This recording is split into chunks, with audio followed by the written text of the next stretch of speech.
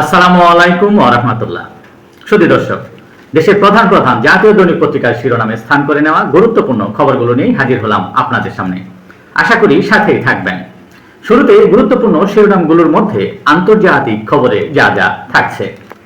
শুরুতে Iran, Israel ও যুক্তরাষ্ট্রের খবর। দীর্ঘমেয়াদী যুদ্ধের পথে মধ্যপ্রাচ্য, 3 দেশে 20 মার্কিন সামরিক স্থাপনায় হামলা ইরানের। যুক্তরাষ্ট্রের হয়ে লড়াইয়ে নামার আগেই কুর্দিদের উপর ইরানের হামলা। মার্কিন ইসরায়েল ইরান যুদ্ধে তীব্র হচ্ছে জ্বালানি সংকট। ইরানে যৌথ হামলা, যুদ্ধ ছড়িয়ে পড়ছে ইউরোপে। সরাসরি যুক্ত না হয়েও সামরিক সহায়তা দিচ্ছে ইউরোপ। ইরানের পরবর্তী নেতা নির্বাচনে আমাকে যুক্ত থাকতে হবে বলে জানিয়েছেন মার্কিন প্রেসিডেন্ট ডোনাল্ড ট্রাম্প। ইসরায়েলে ফার্স্ট মানেই সবসময় আমেরিকার লাস্ট, মন্তব্য ইরানি পররাষ্ট্র মন্ত্রীর।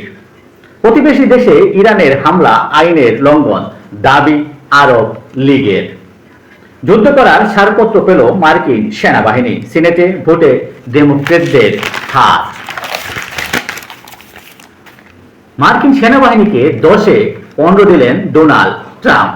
আমেরিকা পশ্চিম এশিয়ায় এখন শক্তিশালী অবস্থানে আছে বলে মনে করেন তিনি, আর এতে সেনাবাহিনী খুব ভালো করছে।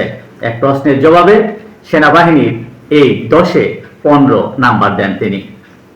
যুদ্ধের আঘাত 14 দেশে, আর্থিক ক্ষতির মুখে বিশ্ব। সপ্তাহে ইসরায়েলের খরচ $300 কোটি, আর যুক্তরাষ্ট্রের ক্ষতি হতে পারে $21,000 কোটি।